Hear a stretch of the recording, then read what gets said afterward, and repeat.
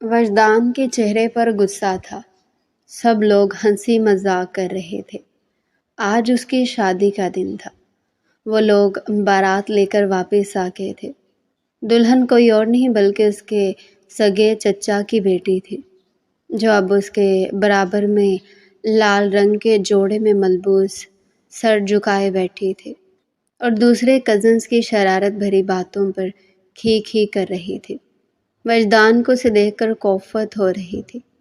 اپنی عمر کے حساب سے تو اسے ایسے ہی کرنا چاہیے تھا، کیونکہ اس کی دلہن اسے پورے 12 سال چھوٹی تھی۔ ہانیہ رحمان، جو اس کی گود میں کھیلی تھی، آج اس کے برابر میں دلہن بن کر اس کے ساتھ بیٹھی تھی۔ وجدان، جو اس شادی پر قطعی راضی نہیں تھا، دل ہی دل میں غصے سے پیچ و تاب کھا رہا تھا۔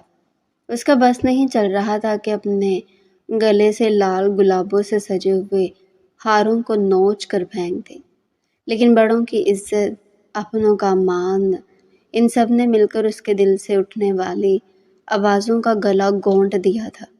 اگر جو کبھی جویریہ نے اسے اس لڑکی کے ساتھ دیکھ لیا تو وہ کتنا مذاق اڑائے گی اس کا۔ جویریہ اس کی پہلی محبت تھی، اور پہلی محبت کا قرب، اس کی اذیت اس کے چہرے سے واضح تھا۔ ابھی تو اس کی محبت کا زخم بھی نہیں بھرا تھا کہ گھر والوں نے اس پر ایک اور اذیت ڈال دی۔ اپنے سے 12 سال چھوٹی لڑکی سے نکاح اسے گھر والوں کے کہنے پر کرنا پڑا تھا، اور اب وہ اس مشکل میں گرفتار اس کے برابر میں بیٹھا تھا کہ وہ اسے ساری زندگی کیسے برداشت کرے گا، جس کے اندر ذرا بھی عقل نہیں بچی، ذرا بھی سمجھداری کا مظاہرہ نہیں تھا۔ نہ جانے کون کون سی رسم کی جا رہی تھی۔ تھوڑی ہی دیر بعد اس کا غصہ برداشت سے باہر ہو گیا۔ سارے گلاب کے پھول اپنے گلے سے نوچ کر اتارے اور پھر کھڑا ہو گیا۔ امی حیران تھی۔ کہاں جا رہے ہو بیٹا؟ ابھی رک جاؤ، دروازہ پکڑائی کی رسم کرنی ہے، تمہاری بہنیں انتظار کر رہی ہیں۔ اتنی رسمیں تو کر لی، ابھی اور رسمیں کرنا بھی باقی ہیں۔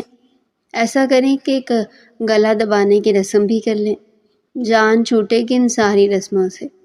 وہ کافی غصے میں تھا اور چبا چبا کر لفظ ادا کر رہا تھا۔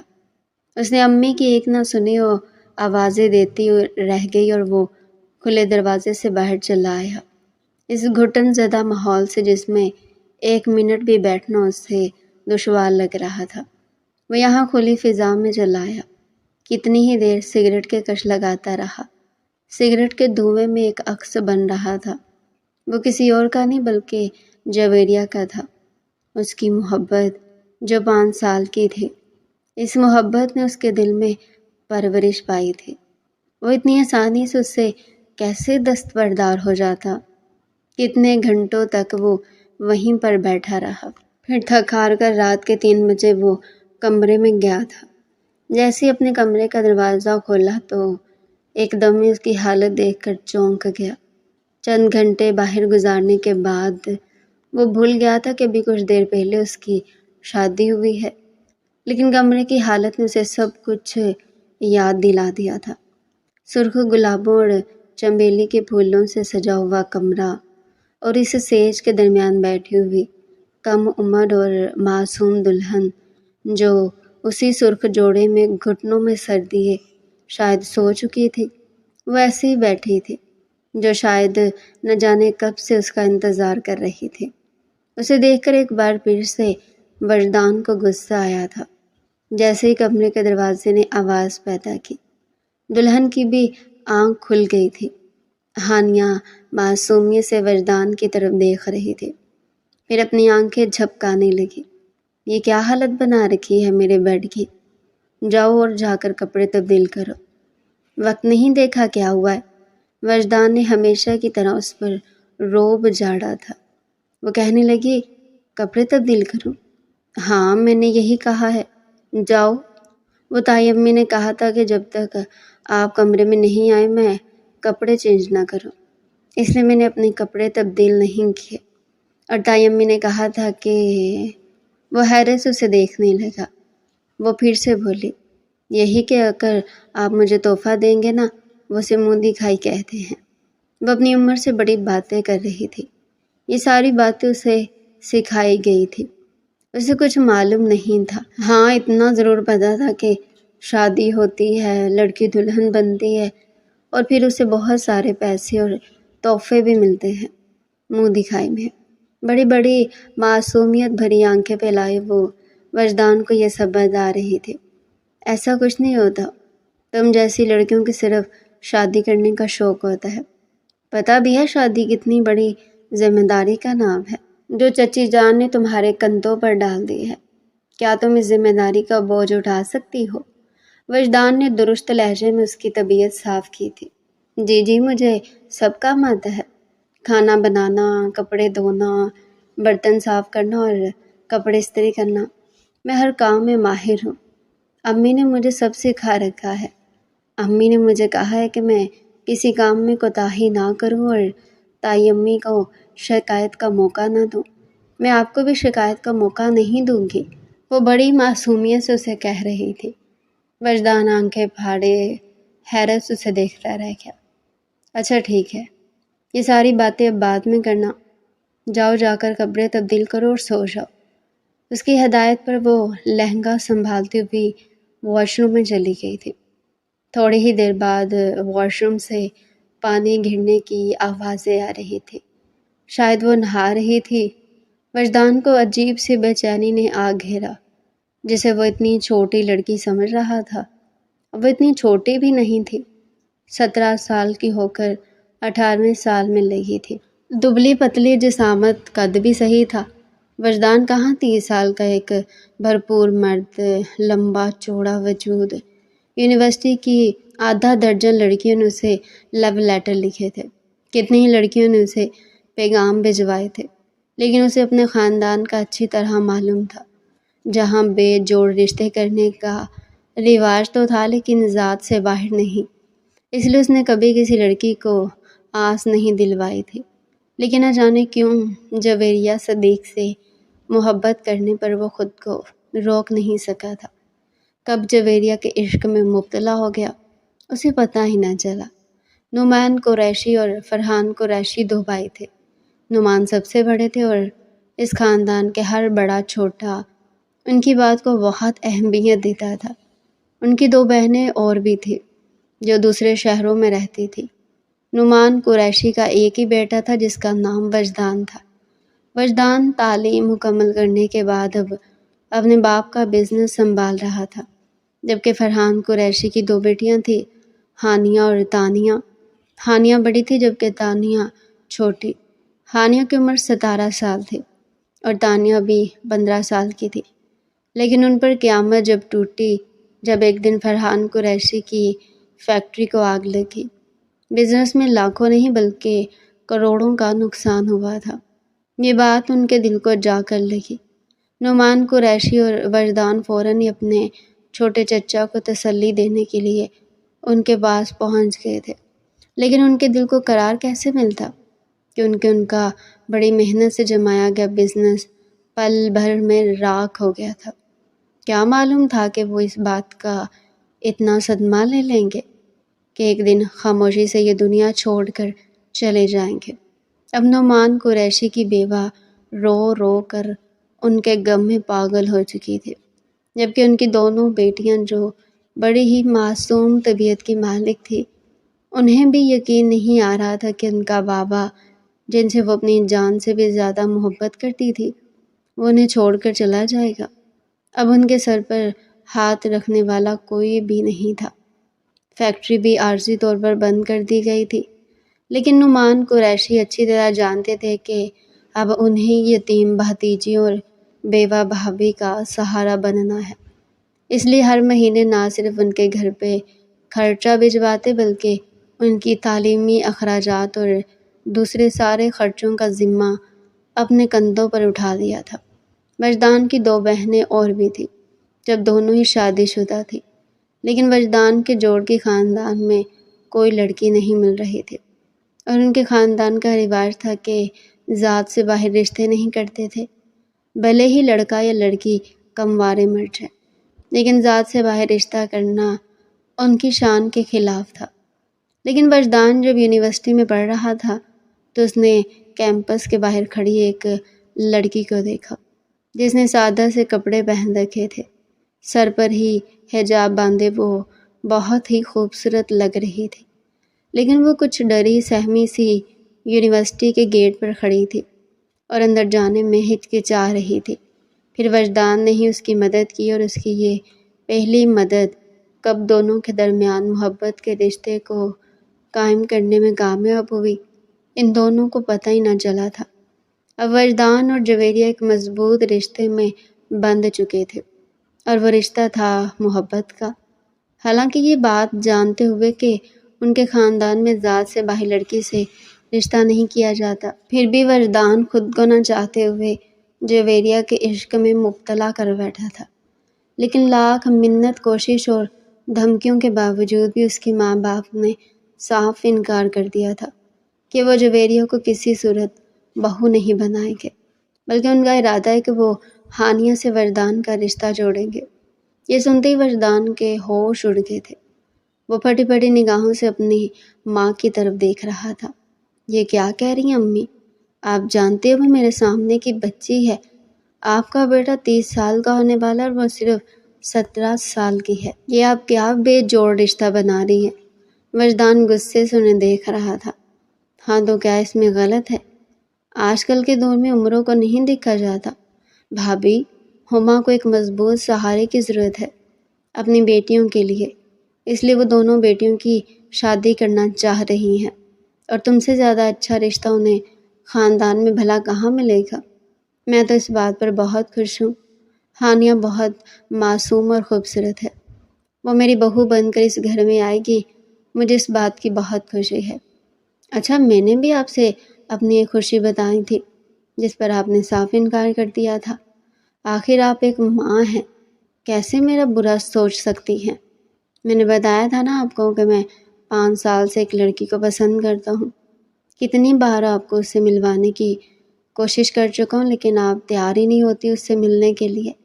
وجدان نے ٹھنڈے لہجے میں اپنی ماں کو کچھ یاد دلایا تھا۔ نائلہ بیگم نے اسے سرد نظروں سے دیکھا، پھر لاپرواہی سے کہنے لگی، ہاں تو مجھے اس سے مل کر کیا کرنا ہے جب رشتہ ہی نہیں کرنا؟ ارے بھائی، تو میں اس لڑکی کو دیکھ کر اسے مل کر کیا کروں گی؟ کندھے اچکاتی ہوئی وہ باورچی خانے میں چلی گئی تھی، جبکہ وجدان غصے سے بل کھا کر رہ گیا۔ پھر اس کی ایک نہیں چلی تھی اور آخر کار ہانیہ دلہن بن کر اس گھر میں آ گئی۔ سہاگ رات میں وہ گھر دیر سے آیا تھا، لیکن ہانیہ کو اسی حالت میں بیڈ پر بیٹھے دیکھ کر اسے اس لڑکی پر بہت غصہ آیا تھا جو عجیب عجیب باتیں کر رہی تھی، اپنی عمر سے بہت بڑی۔ یقیناً یہ ساری باتیں اسے کسی نے سمجھائی تھی، لیکن اس کا فی الحال اس رشتے کو قائم رکھنے کا کوئی ارادہ نہیں تھا۔ واش روم سے پانی گرنے کی آوازیں آ رہی تھی، شاید وہ غسل کر رہی تھی۔ وجدان کو ابھی تک نیند نہیں آ رہی تھی، لیکن وہ زبردستی سونے کی کوشش کر رہا تھا۔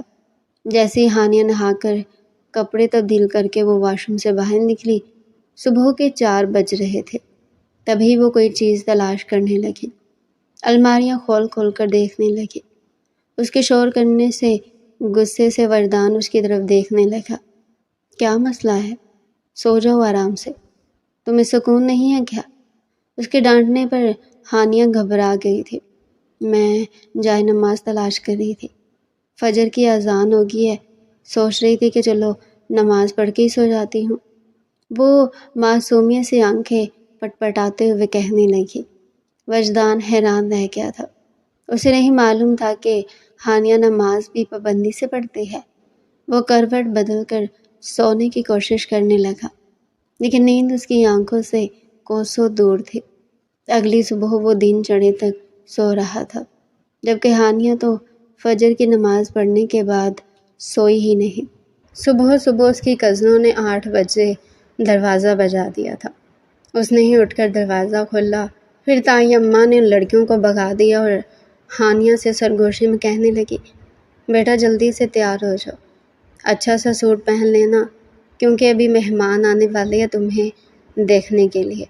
اور پھر شام کو ولیمہ بھی تو ہے۔ ہانیہ نے ہاں میں سر ہلا دیا تھا۔ وہ دل ہی دل میں سوچ رہی تھی کہ ایسا تو کچھ ہوا ہی نہیں کہ جس پر وہ یہ سوچے کہ اس کی زندگی میں کوئی آ گیا ہے یا کسی نے اس کی زندگی کو بدل کر رکھ دیا ہے۔ حالانکہ اس کی کزنوں نے تو اس سے ہنسی مذاق میں بہت سی ایسی باتیں کہی تھی، لیکن وہ ان باتوں کو محض سوچ کر رہ گئی۔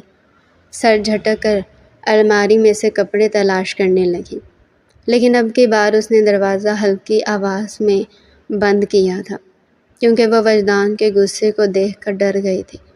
پھر جلدی جلدی کپڑے بدل کر ہلکا ہلکا میک اپ کر کے وہ تیار ہو گئی۔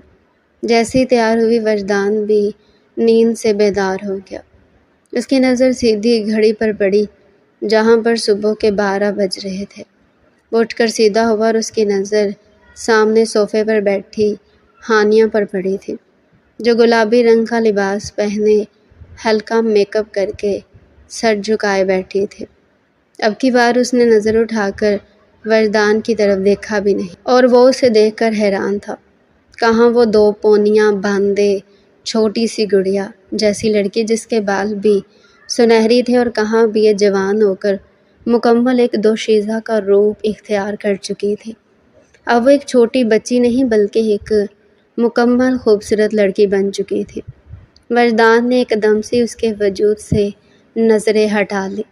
کم از کم اسے وہ سب تعلقات قائم کرنے کے بارے میں سوچ بھی نہیں سکتا تھا۔ وہ اٹھ کر سیدھا واش روم میں چلا گیا تھا۔ سادہ سا شلوار قمیض کا سوٹ پہن کر کمرے سے باہر چلا گیا۔ پھر بہت سی لڑکیاں اور عورتیں ہانیہ کو دیکھنے آ گئیں۔ سچ بتاؤ، وجدان بھائی نے منہ دکھائی میں کیا دیا؟ اس کی کزن عالیہ شرارت سے ہانیہ کے کان میں سرگوشی کر رہی تھی، لیکن ہانیہ کے پاس کوئی جواب نہیں تھا۔ وہ گھبرا کر کہنے لگی، وہ مجھے انگوٹھی دی تھی، لیکن وہ تھوڑی لوز تھی تو میں نے الماری میں رکھ دی ہے، اسے ٹھیک کروا کر پہنوں گی۔ اس نے عالیہ سے بہانہ بنا دیا تھا، اس کے سامنے شرمندہ نہیں ہونا چاہتی تھی۔ پھر رات کو ولیمے کی تقریب تھی۔ ہانیہ بہت ہی خوبصورت لگ رہی تھی۔ آج وجدان نے بھی ماں کے کہنے پر پینٹ شرٹ زیب تن کیا تھا۔ سب کہہ رہے تھے کہ دونوں کی جوڑی بہت خوبصورت لگ رہی ہے، چاند سورج کی جوڑی لگ رہی تھی، لیکن وجدان کے ماتھے پر شکنیں تھی۔ ہانیہ دل میں سوچ رہی تھی کہ شاید وجدان بھائی اس شادی سے خوش نہیں ہیں، لیکن اسے یہ اندازہ نہیں تھا کہ وجدان اس کی کم عمری کو دیکھتے ہوئے اس شادی پر رضامند نہیں تھا۔ حالانکہ ہانیہ کم عمر ضرور تھی، لیکن بہت سمجھدار تھی۔ خاص طور پر باپ کے مرنے کے بعد تو وہ ماں اور بہن کے لیے ایک مرد بن گئی تھی۔ محض 14-15 سال کی عمر میں اس نے اپنے باپ کو کھویا تھا۔ اس عرصے میں اس نے زندگی کے بہت سے روپ دیکھے تھے، زندگی کی سچائیاں، کچھ رشتے جو باپ کی موت کے بعد بدل گئے تھے، لیکن تایا ابو کی فیملی ایسی تھی جنہوں نے ہمیشہ ان کے سر پر ہاتھ رکھا تھا۔ اب وہ ایک 17 سال کی لاؤبالی لڑکی نہیں دیکھتی، بلکہ اگلے مہینے 18 سال کی ہونے والی تھی، لیکن بہت ہی سنجیدہ طبیعت کی مالک زیادہ تر خاموشی رہتی تھی۔ پہلے وہ بہت شرارتیں کرتی تھی۔ جب اس کا بابا زندہ تھے، وہ اپنے بابا کی سب سے لاڈلی اور بڑی بیٹی تھی، اس لیے شرارتیں کرنا اس کا حق تھا، لیکن باپ کے ہونے کے بعد وہ زندگی سے ہی روٹھ گئی تھی۔ اس نے ہنسنا مسکرانا چھوڑ دیا تھا، لیکن جب چھوٹی بہن اور ماں کی حالت بہت زیادہ خراب دیکھی، تب بھی اس نے ہمت پکڑی تھی۔ آج بھی وہ سنجیدہ چہرہ لیے ولیمے کی تقریب میں بیٹھی رہی۔ پھر شام کو اس کی ماما اسے اپنے ساتھ لے گئی تھی۔ بیٹا، وجدان کا رویہ تمہارے ساتھ ٹھیک تو ہے نا؟ اس کی ماں پریشان نظروں سے ہانیہ کی طرف دیکھ رہی تھی۔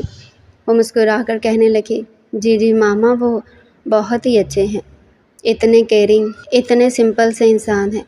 آپ کیا نہیں جانتی ہیں بچپن سے ہی وجدان کو؟ وہ مسکراتی ہوئی ماں کو تسلی دے رہی تھی، لیکن در حقیقت وہ اس کے رویے سے اندر سے خود بھی دکھی تھی۔ پھر دوسرے دن ہی وجدان اسے لینے آیا تھا، لیکن اس کے چہرے سے صاف ظاہر تھا کہ زبردستی سے یہاں بھیجا گیا ہے۔ پھر گاڑی میں ہانیہ اس کے ساتھ بیٹھی تھی۔ وہ خالی خالی نظروں سے شیشے کے باہر دیکھتی رہی۔ دونوں کے درمیان کوئی گفتگو نہیں ہو رہی تھی۔ وجدان اسے چھوڑ کر خود نہ جانے کہاں چلا گیا تھا، جبکہ وہ خود اکیلی گھر کے اندر آئی تھی۔ تائی اماں بھی اسے اکیلے آتا دیکھ کر خود شرمندہ سی ہو گئی تھی۔ پھر وہ اس کی ماں کی طبیعت کے بارے میں پوچھنے لگی۔ ہانیہ کچھ دیر وہاں بیٹھی رہی، پھر کمرے میں آ گئی۔ اسے یہ کمرہ بہت عجیب لگ رہا تھا۔ اس انسان کے ساتھ ایڈجسٹ کرنا اتنا بھی آسان نہیں، وہ دل میں سوچنے لگی، کیونکہ پورا کمرہ بے ترتیب رکھا ہوا تھا۔ الماریوں کے پٹ بھی کھلے ہوئے تھے۔ پھر اس رات وجدان دیر سے واپس آیا تھا۔ وہ بیٹھی کوئی کتاب پڑھ رہی تھی۔ کھانا لاؤں آپ کے لیے؟ اسے دیکھ کر وہ نرمی سے پوچھنے لگی، جبکہ وجدان اسے دیکھ دیکھ کر حیران تھا کہ وہ اتنی سمجھدار اور بڑی کیوں لگ رہی ہے۔ نہیں، میں کھا کر آیا ہوں، اسے روکھے لہجے میں جواب دے کر وہ موبائل میں مصروف ہو گیا۔ ہانیہ بیٹھی انگلی مروڑتی رہی۔ دونوں کے پاس بات کرنے کے لیے کوئی الفاظ نہیں تھے۔ کئی دن ایسے ہی گزر گئے۔ ابھی تک ہانیہ سمجھ نہ سکی تھی کہ وجدان کا رویہ اس کے ساتھ ایسا کیوں ہے۔ اس دن جب وہ اس کے موبائل کو ہاتھ لگا بیٹھی وقت گزاری کے لیے، کیونکہ اس کے پاس موبائل نہیں تھا، تو وجدان نے اسے جھڑک دیا تھا۔ میری اجازت کے بغیر تم میرے موبائل کو ہاتھ نہیں لگا سکتی ہو۔ اسے گھور کر دیکھنے لگا، لیکن میرا وقت نہیں گزرتا، میں بہت بور ہوتی ہوں۔ پھر آپ مجھے کالج میں ایڈمیشن دلوا دیں۔ اس نے بھی اس کی آنکھوں میں دیکھ کر جواب دیا تھا، جبکہ وہ اس کے جواب پر حیران رہ گیا۔ جب یہی بات اس نے تائی اماں کے سامنے کہی تو اس کا چہرہ چھو کر پیار سے کہنے لگی، ارے میری بچی، کیوں اپنی ننھی سی جان پر اتنا بوجھ ڈالو گی؟ پڑھائی کی ذمہ داری، پھر شوہر کی ذمہ داری، بس ایک پیارا سا بچہ میری گود میں ڈال دو، اس کے بعد بھلے ہی پڑھائی کر لینا، مجھے کوئی اعتراض نہیں۔ اس سونے گھر میں ایک بچے کی ضرورت ہے۔ یہ سن کر تو وہ حیران رہ گئی تھی۔ دل میں سوچنے لگی، آپ کے اس اتنے بڑے بچے نے مجھ سے کوئی رشتہ ہی نہیں بنایا، وہ تو مجھے اپنی بیوی ہی نہیں سمجھتے، تو پھر بچہ کیسے اس دنیا میں آ سکتا ہے؟ لیکن وہ خاموش رہی۔ بھلے ہی وہ کم عمر تھی، معصوم تھی، لیکن میاں بیوی کے سارے رشتوں کو خوب اچھی طرح پہچانتی تھی۔ تو اس رات اس نے تائی اماں کی بات وجدان کے سامنے بڑی معصومیت سے دہرائی تھی، کیا آپ مجھے اپنی بیوی نہیں سمجھتے ہیں؟ وہ وجدان سے کہہ رہی تھی، نہیں، میں تم سے شادی ہی نہیں کرنا چاہتا تھا، زبردستی تم میرے سر پر بوجھ کی طرح لاد دی گئی ہو، تو پھر کیا آپ مجھے چھوڑ دیں گے؟ ہانیہ کے چہرے پر ایک عجیب طرح کا دکھ تھا۔ اس کا دل دکھ سے دھڑک رہا تھا۔ یہ تو مجھے نہیں پتا کہ میں تمہیں چھوڑوں گا یا نہیں، لیکن میں تم سے کوئی ایسا رشتہ نہیں بناؤں گا، کیونکہ گھر والوں نے میرے ساتھ زبردستی کی ہے، اور تمہاری ابھی عمر کیا تھی شادی کرنے کی؟ کیوں تمہاری ماں کو اتنی جلدی تھی؟ ہانیہ نے اس کے چہرے کی طرف دیکھا، پھر سر جھکا کر کہنے لگی، کیونکہ مما کو ایک بیماری ہے، وہ اپنی بیماری کو لے کر بہت پریشان رہتی ہیں، وہ بیماری رفتہ رفتہ زور پکڑ رہی ہے۔ یہ سن کر وجدان کو جھٹکا لگا تھا۔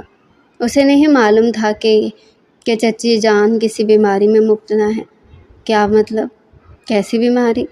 مجھے تو آج تک کسی نے نہیں بتایا۔ ہانیہ نے سر جھکا لیا، پھر کہنے لگی، مما کو جگر میں انفیکشن ہے، ڈاکٹر کہہ رہے ہیں کہ اگر انفیکشن زیادہ بڑھ گیا تو یہ کینسر کی شکل بھی اختیار کر سکتا ہے، اس لیے انہوں نے میری شادی جلدی کی ہے، 2-3 سال میں وہ تانیہ کی شادی بھی کر دیں گی۔ وجدان اب خاموش تھا۔ وہ لڑکی نہ صرف اپنے باپ کو کھو چکی تھی، بلکہ اس کے دل میں ممتا کو کھو دینے کا بھی ڈر تھا۔ اس نے ہانیہ کو غور سے دیکھا۔ اس کے چہرے پر چھائی ہوئی پریشانی ایک پل کے لیے تو اس کا دل پریشان ہو گیا تھا۔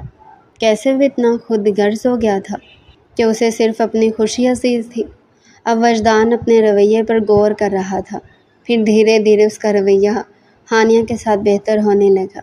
وہ بڑے نرمی سے اسے برتاؤ کرتا تھا۔ اس نے ایک موبائل سے لا کر دیا تھا۔ نہ جانے کیوں پہلے کی وہ نفرت اب ہمدردی میں بدل رہی تھی۔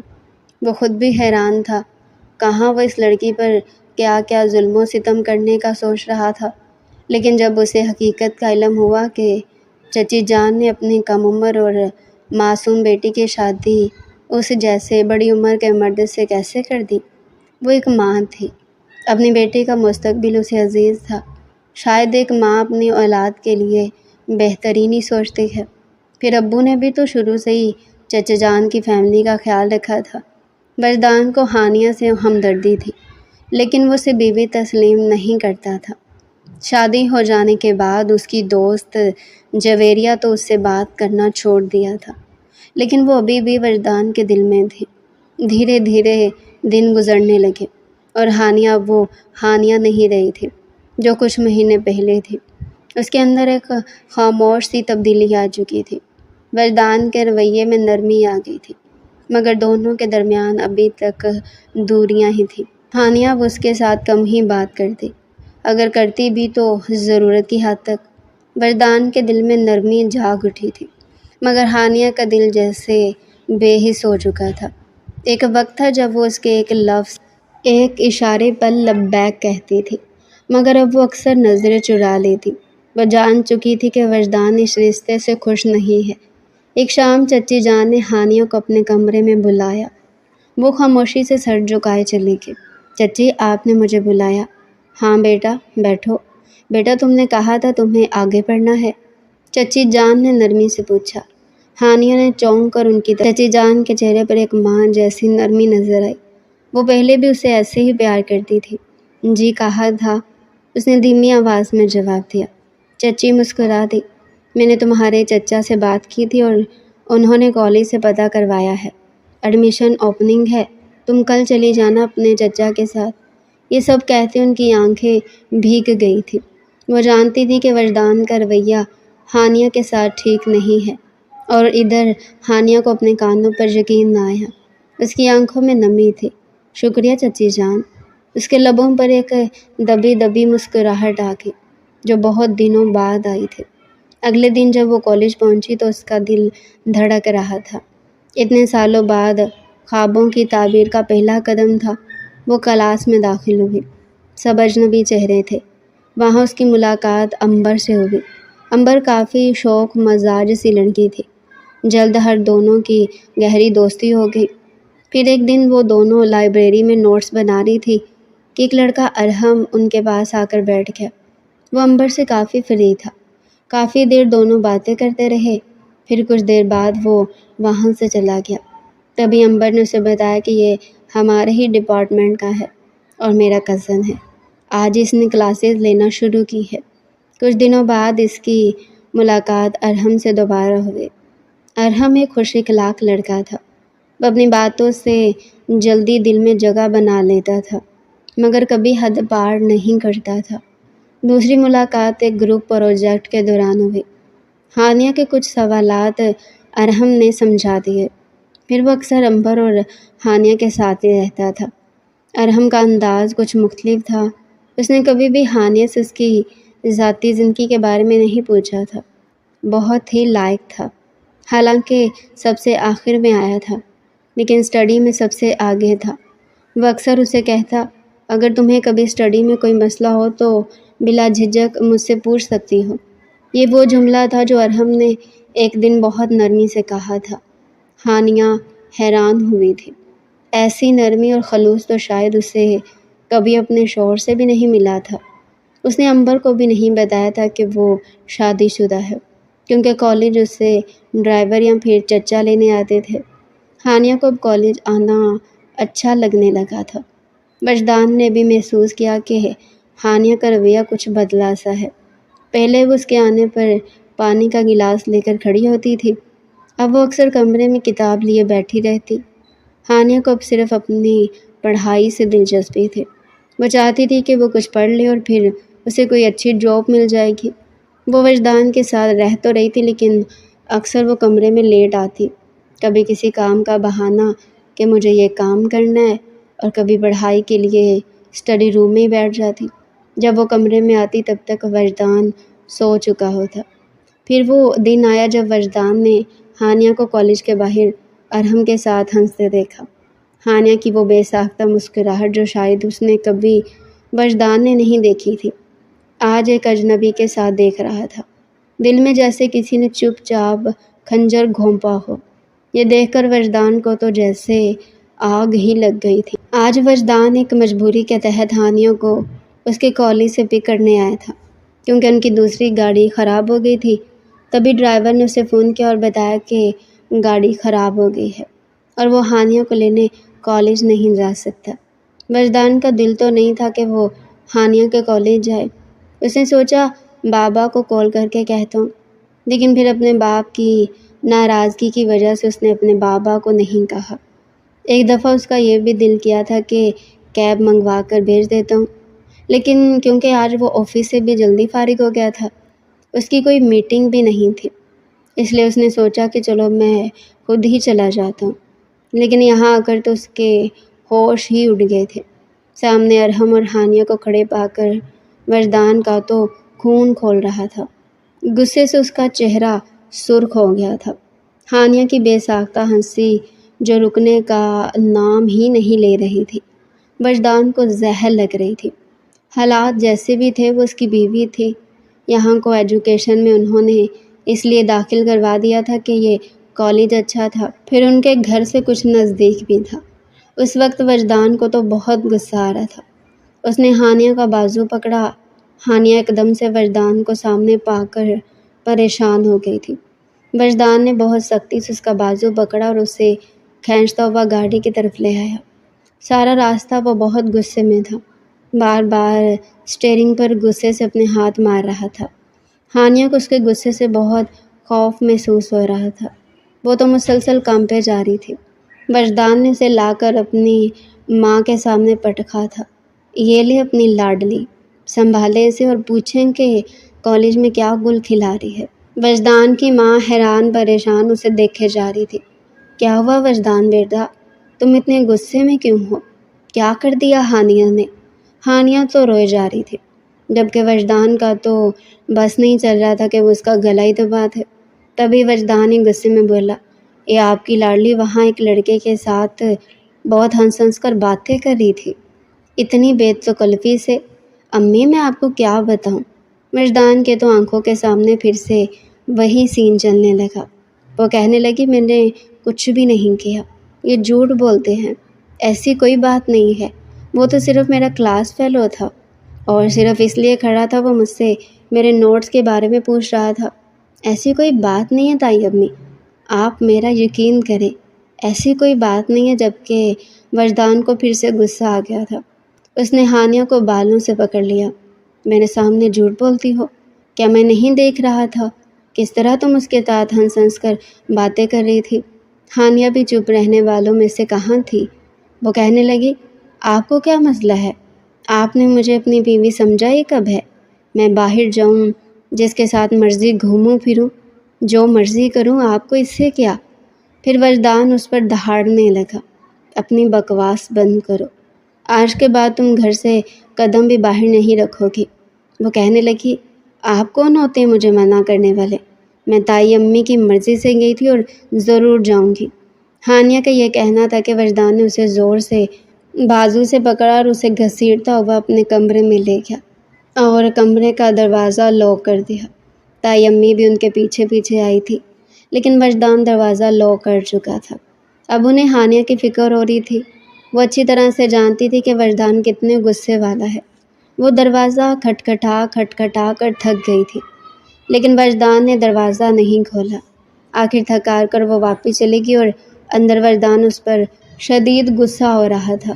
تمہارے اور اس لڑکی کے درمیان کیا چل رہا ہے؟ مجھے سچ سچ بتاؤ۔ وہ کہنے لگی، جو کچھ بھی چل رہا ہے آپ کو اس سے کیا مسئلہ ہے؟ آپ نے تو زبردستی شادی کی تھی، پھر جب چاہے آپ مجھے آزاد کر دیں۔ وہ کہنے لگا، اچھا تو بات یہاں تک پہنچ گئی ہے، میں بھی دیکھتا ہوں کیسے تم مجھ سے آزادی لیتی ہو۔ یہ کہتے ہوئے اس نے ہانیہ کو بیڈ پر دھکا دیا تھا اور پھر بہت بری طرح سے اس پر اپنی شدتیں لٹانے لگا۔ وہ چیختی رہی، چلاتی رہی، لیکن وجدان کو اس پر ذرا بھی رحم نہ آیا اور پھر آخر ہانیہ نے خود کو وجدان کے حوالے کر دیا۔ اس کی سسکیاں بند ہو گئی۔ تم نے مجھے سمجھ کیا رکھا ہے؟ اگر تمہیں بچی سمجھ کر میں نے تمہارے ساتھ کوئی تعلق قائم نہیں کیا تو اس کا مطلب یہ نہیں کہ میں اتنا بغیرت ہو گیا ہوں۔ کہ میری بیوی جہاں مرضی پھرتی رہے اور جس کے ساتھ مرضی اپنے تعلقات بنائے رکھے۔ ہانیہ کو تو شدید غصہ تھا۔ اگلے دن بھی وردان کا موڈ بہت خراب تھا۔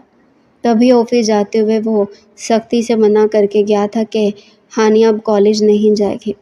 وردان کے آفس جانے کے بعد ہانیہ نے سکھ کا سانس لیا تھا، اور پھر وردان کے جانے کے بعد تائی امی نے ہانیہ سے ساری بات پوچھی تھی، اور وہ تو رو رو کر تائی امی انہوں نے مجھ سے پوچھا تک نہیں کہ یہ لڑکا کون ہے۔ اگر بندہ کسی کے ساتھ ہنس کر بات کر لیتا تو اس کا مطلب یہ تو نہیں کہ اس کے ساتھ غلط تعلقات ہوں۔ وہ امبر کا کزن ہے، ہم ایک ساتھ پڑھتے ہیں۔ ادھر تائی خوش تھی کہ چلو کسی نہ کسی طرح وردان نے ہانیہ کو اپنی بیوی تو مانا۔ آفس میں بیٹھا وردان اب بھی ہانیہ کے بارے میں سوچ رہا تھا۔ اسے اب بھی ہانیہ پر غصہ تھا، لیکن پھر وہ آفس کے کاموں میں بیزی ہو گیا۔ شام میں جب گھر پہنچا تو ہانیہ کا منہ لٹکا ہوا تھا۔ وہ جو کل تک جویریہ کے دکھ میں گھائل تھا، آج ہانیہ کے منہ لٹکانے پر شرمندہ تھا۔ رات جب سب گھر والے سونے چلے گئے تو ہانیہ چپ چاپ اسٹڈی روم میں آ گئی اور وہیں سائڈ پر پڑے صوفے پر لیٹ گئی۔ وجدان کافی دیر اس کا انتظار کرتا رہا۔ وہ کل کی بات سے شرمندہ تھا اور ہانیہ سے معافی مانگنا چاہتا تھا، اس لیے آج وہ اس کے لیے خوبصورت ڈائمنڈ رنگ لایا تھا۔ کافی دیر انتظار کرنے کے بعد جب وہ کمرے میں نہیں آئی تو وہ خود ہی کچن میں آیا، لیکن وہ وہاں نہیں تھے۔ پھر اس نے ہانیہ کو گیسٹ روم میں دیکھا، وہ وہاں بھی نہیں تھی۔ جب وہ اسٹڈی روم کے پاس سے گزرا تو وہاں ہلکی سی روشنی تھی۔ یہ بات تو وہ جانتا تھا کہ ہانیہ کو اندھیرے سے خوف آتا ہے۔ اس کے ہونٹوں پر مسکراہٹ۔ وہ اسٹڈی روم کے اندر آ گیا۔ ہانیہ اندر صوفے پر لیٹی چھت کو گھور رہی تھی۔ دروازے کی آواز پر ایک دم سے اٹھ بیٹھی تو اس کے پاس آ گیا اور وہیں اس کے پاس بیٹھ گیا۔ دونوں کچھ دیر خاموش رہے۔ کمرے میں صرف گھڑی کی ٹک ٹک کی آواز آ رہی تھی، اور پھر وجدان نے اس کا ہاتھ پکڑا اور کہنے لگا، ناراض ہو؟ ہانیہ کے ماتھے پر بل گہرے ہوئے وہ کچھ نہ بولی۔ ہانیہ کی آنکھیں آنسوؤں سے بھر آئیں۔ ایسا لگ رہا تھا جیسے ابھی چھلکنے کو تیار ہو۔ وہ کچھ نہ بولی۔ تبھی وجدان نے اس کا ہاتھ اپنے لبوں سے لگایا اور کہنے لگا، ہانیہ میں تمہارے ساتھ ایسا نہیں کرنا چاہتا تھا، لیکن تمہیں اس طرح کسی غیر مرد کے ساتھ دیکھ کر مجھے اچھا نہیں لگا۔ میں ایموشنل ہو گیا تھا۔ ظاہر ہے تم خود سوچو، ایک مرد اپنی بیوی کو کسی دوسرے مرد کے ساتھ دیکھے تو اسے غصہ تو آتا ہے نا۔ ہانیہ نے حیرت سے اسے دیکھا تھا۔ وہ کہنے لگی، بیوی؟ آپ نے مجھے بیوی سمجھا ہی کب ہے؟ آپ نے تو پہلے دن سے بتا دیا تھا کہ آپ کی میرے ساتھ شادی زبردستی، پھر آپ مجھے بیوی کب سے ماننے لگے؟ وجدان مسکرایا، شاید تب سے جب سے تمہیں۔ اس سے آگے بات اس نے ادھوری چھوڑ دی تھی۔ تبھی اس نے ہانیہ کا ہاتھ پکڑا اور اسے کہنے لگا، چلو روم میں چلتے ہیں، میں بہت تھکا ہوا ہوں، اور تمہاری ناراضگی میں میں نے کھانا بھی ٹھیک سے نہیں کھایا۔ جاؤ میرے لیے چائے بناؤ اور کچھ کھانے کو بھی لے آنا، تب تک میں چینج کر لوں۔ ہانیہ کچن میں چلی گئی۔ وہ جتنا وجدان کو سخت مزاج سمجھ رہی تھی وہ اتنا سخت نہیں تھا۔ وجدان کو سوچ کر ہانیہ کے چہرے پر گہری مسکراہٹ آئی تھی۔ اس نے اپنے اور وجدان کے لیے چائے بنائی اور ساتھ میں کباب گرم کیے۔ کھانا تو اس نے بھی ٹھیک سے نہیں کھایا تھا۔ وہ چائے لے کر کمرے میں گئی تو وجدان بیڈ کے سامنے صوفے پر بیٹھا اپنے موبائل کے ساتھ لگا تھا۔ ہانیہ نے چائے سامنے رکھی، کچھ دیر چائے پڑی رہی، اس کے سامنے بیٹھی تھی۔ جب وجدان نے ابھی تک موبائل سے نظریں نہیں ہٹائی تو وہ کہنے لگی، اتنا بھی ضروری کون سا کام کر رہی ہیں؟ چائے ٹھنڈی ہو رہی ہے۔ تبھی وجدان نے موبائل سائڈ پر رکھا اور چائے پینے لگا۔ ہانیہ اس کے رویے سے حیران تھی۔ شادی کو کتنے ماہ گزر چکے تھے، لیکن آج سے پہلے وجدان نے اس کے ساتھ اتنے پیار سے بات نہیں کی تھی۔ وہ بیڈ پر بیٹھی تھی۔ وجدان اس کے پاس آیا اور کہنے لگا، یہ تمہارا گفٹ؟ وہ حیرت سے وجدان کو دیکھ رہی تھی۔ آج کیسے یاد آ گیا؟ وہ کہنے لگا، ویسے تو یہ مجھے کل ہی دے دینی چاہیے تھی، لیکن خیر کوئی بات نہیں۔ وہ شرارتی نظروں سے اسے دیکھ رہا تھا، جبکہ ہانیہ کا چہرہ تو شرم سے سرخ ہو گیا تھا۔ اس نے نظریں جھکا لی۔ وجدان اس کے پاس بیٹھ گیا اور اسے اپنی باہوں میں بھر لیا۔ ہانیہ کا دل زور زور سے دھڑک رہا تھا۔ لیکن وہ خوش تھی۔ وجدان کی توجہ پا کر اس کے سارے گلے شکوے ڈھل گئے تھے۔ ادھر وجدان نے اپنے موبائل سے جویریہ کی ساری یادیں مٹا دی تھی۔ شادی جن حالات میں بھی ہوئی تھی، مگر اب وجدان کو ہانیہ اچھی لگنے لگی تھی، اور اس سب کی وجہ ارحم تھا، جس کی جیلسی میں وجدان نے اپنی بیوی کی طرف توجہ دی اور اسے احساس دلایا کہ وہ اس کی ہے، اور پھر وہ ہانیہ کی خوبصورتی میں کھو گیا۔ تائی جان بھی خوش تھی کہ وجدان کو اپنی بیوی کی قدر ہو گئی ہے، ورنہ وہ تو کافی پریشان تھی کہ اس معصوم اور یتیم بچے کے ساتھ اچھا نہیں ہوا۔ ایک تو اپنے سے بڑے شخص سے شادی کروا دی، دوسرا وہ اس کے ساتھ کوئی بھی تعلق رکھنے کو تیار نہیں ہے۔ لیکن ان دونوں کو خوش دیکھ کر اب وہ بھی خوش تھی۔ انہوں نے دربار پر نیاز دینے کی منت بھی مانگ رکھی تھی۔ اگلے روز وہ لوگ ناشتہ کر رہے تھے، تبھی وجدان کی ماں کہنے لگی، وجدان آج تم اور ہانیہ میرے ساتھ دربار پر جانا، میں نے نیاز دی ہے۔ وہ کہنے لگا، امی آپ چلی جائیے گا اور ہانیہ کو بھی ساتھ لے جائیے گا۔ وہ کہنے لگی، نہیں بیٹا تم بھی ساتھ چلو گے۔ پھر وہ تینوں دربار گئے اور وہاں منت چڑھائی۔ پھر تائی امی نے اپنے بیٹے اور بہو کے لیے بہت ساری دعائیں مانگی۔ وجدان نے ہانیہ سے کہا تھا کہ وہ کالج جانا چاہے تو جا سکتی ہے، لیکن ہانیہ نے منع کر دیا کہ وہ آگے نہیں پڑھے گی۔ اسے پڑھنے کا شوق تو پہلے بھی اتنا نہیں تھا، اس نے تو کالج میں ایڈمیشن خود کو مصروف رکھنے کے لیے لیا تھا، اور اب تو اسے بس وجدان کے علاوہ کچھ نظر ہی نہیں آتا تھا۔ دونوں اب ایک دوسرے کے ساتھ خوش تھے۔ ناظرین، کیسا لگا ناول؟ اگر اچھا لگے تو لائک ضرور کیجیے گا اور چینل کو سبسکرائب بھی کر دیں، اور کمنٹ باکس میں اپنی رائے کا اظہار کرنا مت بھولیے گا۔ شکریہ۔